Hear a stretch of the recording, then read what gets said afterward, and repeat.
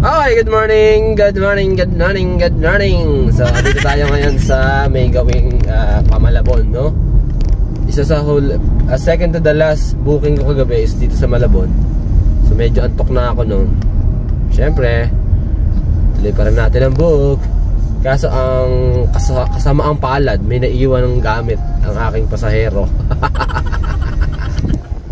May naiwang gamit ang aking pasahero. So, from here kasi nakakuha ako ng book papunta naman Terminal 3. So, diretso uwi na dapat talaga ako. Dati hatid ko talaga to kagabi, kaso hindi ko na kaya. Antok na ako. So, sige, samahan nyo ako guys. Hatid natin to.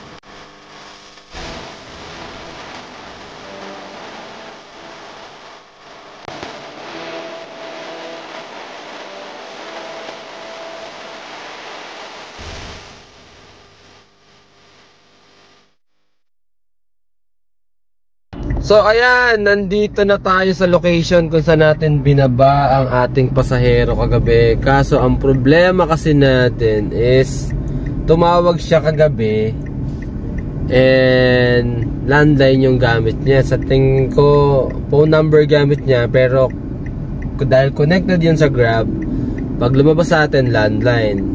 So actually ang plano ko talaga, dahil hindi ko alam yung number niya, magtatanong ako dito dun sa nakakita sa akin kagabi na tindahan dito. Yung pala nawawala pala yung tindahan na yun pag umaga. Eto dyan sa ano ng Pure Gold yan. Dyan mismo sa labas ng entrance na yan, sa may signage na entrance na yan. Yan. Dyan na kagabi. So yun ang problema ko ngayon. Paano ko isusoli itong naiwan na to? Sinubukan ko naman mag-load at tinawagan ko yung landline. Hindi naman din makonect. I mean, hindi naman matawagan. Wrong move. Wrong move tayo, wrong move. Sabi ko kasi kay ma'am kagabi nung kausap ko siya, i-text niya ako para makuha ko yung number niya. Excuse. Kaso nandito na tayo at di natin alam paano natin siya hahanapin. Nag-travel pa tayo from Pasay papuntang Malabon University. Ay nako. So paano to? Pauwi na ako ng Pampanga nito maya-mayang konti. Pwede naman din natin iwan sa Grab office, no? Kaso sayang, nandito na kasi ako. Sayang talaga. Pero sa tingin ko somewhere here lang nakatira sila ma'am eh. Kaso hindi ko naman alam pangalan. And hindi ko din nakita kung saan sila pumasok. Pero sa tingin ko sa tabi-tabi lang dito yun eh. Kasi tumambay pa ako dito kagabi ng saglit, like mga 10 minutes yata ganyan. Nakita nila na nakatambay pa daw ako. Hindi pa daw ako agad dumala. Sabi niya sa akin kagabi na mag-uusap kami. So yun na nga. So hintay-hintay nga, maghihintay muna akong konti. Baka sakaling may lumabas mukhaan ko. So we'll see. So dyan lang kayo. So ayan na nga. So wala. So ilang minutes na rin tayo dito. Ilang oras na. So magna 9 na, no. So hindi natin na timingan na isa man lang sa kanila. Naitanda ko kasi talaga yung mga itsura nila eh. Nag-email na rin tayo sa Grab if ever na pwede tayong makakuha ng number nila.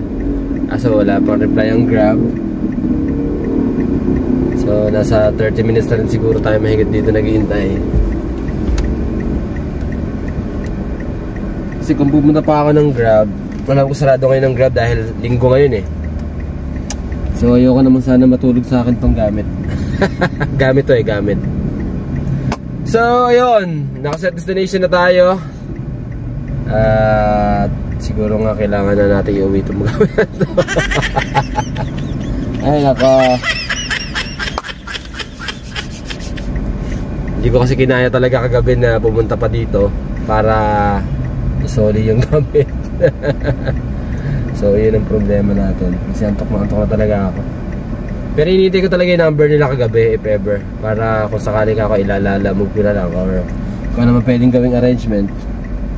So wala talaga eh. So paano ba yan? Nakaset destination naman na tayo at wala pa rin naman tayo natatanggap. So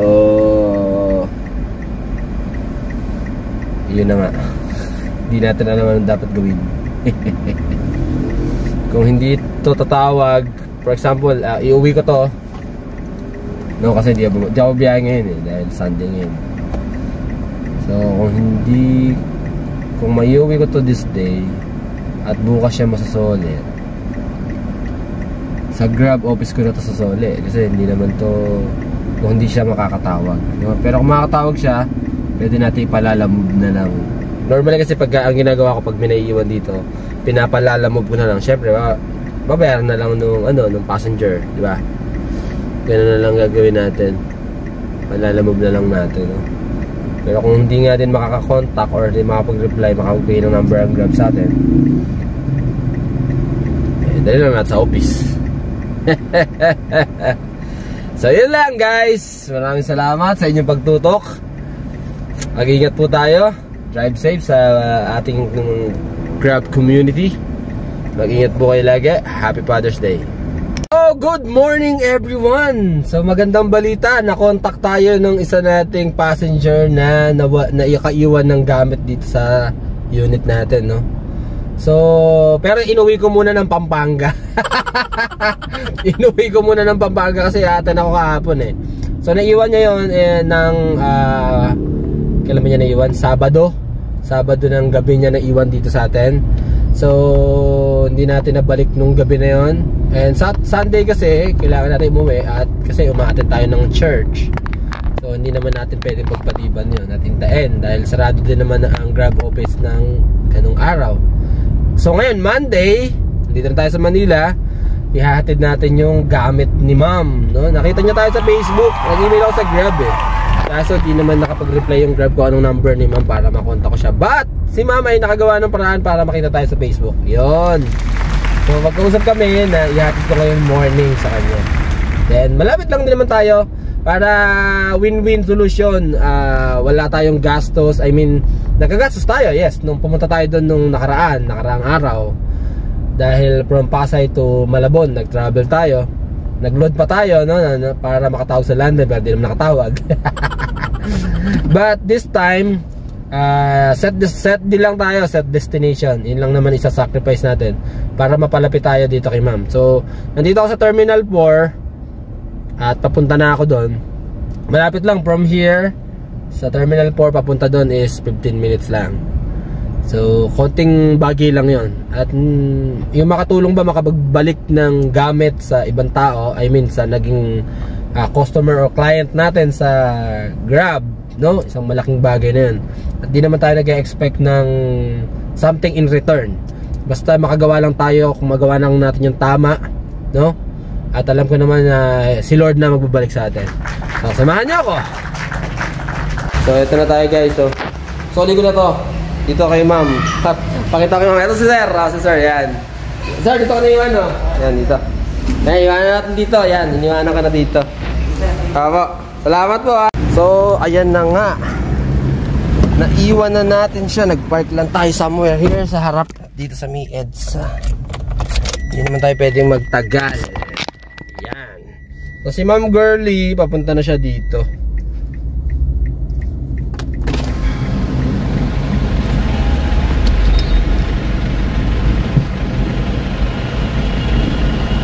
So, ugaliin natin mag-soli ng gamit, lalo na hindi naman sa atin yan. Sometimes, abala. Pero, sa iba, pero actually, hindi siya abala. Kung makikita lang natin yung opportunity na, privilege to eh, na ibalik sa iba, sa kanila yung makatulong sa iba, na ibalik sa kanila yung kanila talaga. Privilege yun na, pagkakataon natin yun na minsan lang dumadaan, na mapatunayan natin na we as Grab driver Grab community ay faithful sa ating hindi lang sa pagdadrive and also sa pagbabalik ng gamit. So this is Kuis, your friendly kapitbahay, at pabalik na akong mag-online, no guys. Maraming salamat sa inyong pagtutok. God bless everyone. Bye-bye.